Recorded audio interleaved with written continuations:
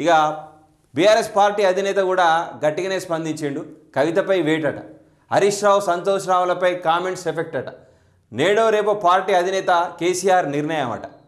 ఇక చూద్దాం మరి కవిత తొందరపాటుతనమా, మొత్తానికైతే పెద్ద మనిషి కూడా కొద్దో గొప్ప మరి నోరు ఇప్పిండో ఇప్పలేదో చూద్దాం. బీఆర్ఎస్ వాట్సాప్ గ్రూపుల నుంచి ఎమ్మెల్సీ స్టాఫ్ కొద్ది నిమిషాల్లో సోషల్ మీడియాలో బీఆర్ఎస్ పోస్ట్ సింహం సింగిల్గా వస్తుందంటూ హరీష్ రావు సపోర్టు మద్దతు పలికిన కేటీఆర్. ప్రస్తుతం విదేశాల్లో హరీష్ రావు వెళ్ళిపోయిండు. ఇక సార్ విదేశాలకు వెళ్ళిపోయిండు హరీష్ రావు గారు, ఇక్కడ లేడట.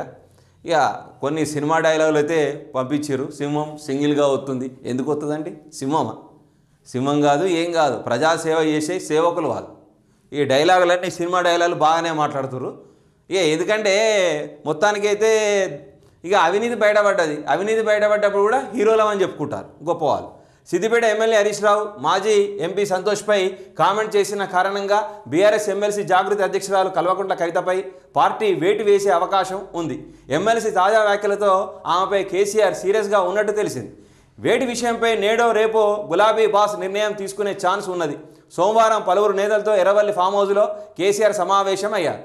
కవిత వ్యాఖ్యలపై సుదీర్ఘంగా చర్చించారని తెలిసింది. కవితపై ఇప్పటికైనా చర్యలు తీసుకుంటే పార్టీకి మరింత డ్యామేజ్ తప్పదని నేతలు తమ అభిప్రాయాన్ని వెల్లడించినట్టు సమాచారం. ఇప్పటికైనా నిర్ణయం తీసుకోవాలి పెద్ద మనిషి. రేపు మరిగా పార్టీ ఏమవుతుందో మరి ఇంకా ఎక్కువ డ్యామేజ్ అయ్యే అవకాశం ఉంది. ఎప్పుడు చూసినా బీఆర్ఎస్కు వ్యతిరేకంగా మాట్లాడుతుంది. దానివల్ల ప్రజల్లో బీఆర్ఎస్ అనేది విశ్వాసం కోల్పోయే పరిస్థితి ఉంది.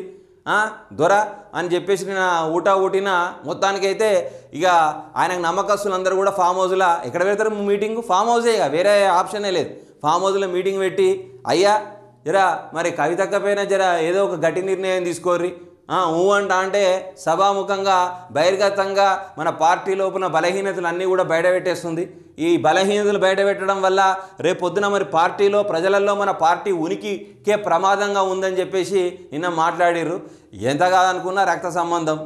అంత తొందరగా నిర్ణయం తీసుకోవాలంటే కూడా పెద్ద మనిషి ఆలోచించాలి. అంత తొందరగా మరి కవితక్కను పార్టీ నుంచి తీసే అవకాశం ఉండకపోవచ్చు. ఎందుకంటే మరి ఇంటి మనిషి కదా, అది కూడా మరి ఆలోచించుకోవాలి కార్యకర్తలు, బీఆర్ఎస్ కార్యకర్తలు. మీరు అంటే ఇంకా ఆమెను తీసేస్తే ఆమె ఇంకా ఎక్కువ మాట్లాడుతుంది. మరి జాగ్రత్త.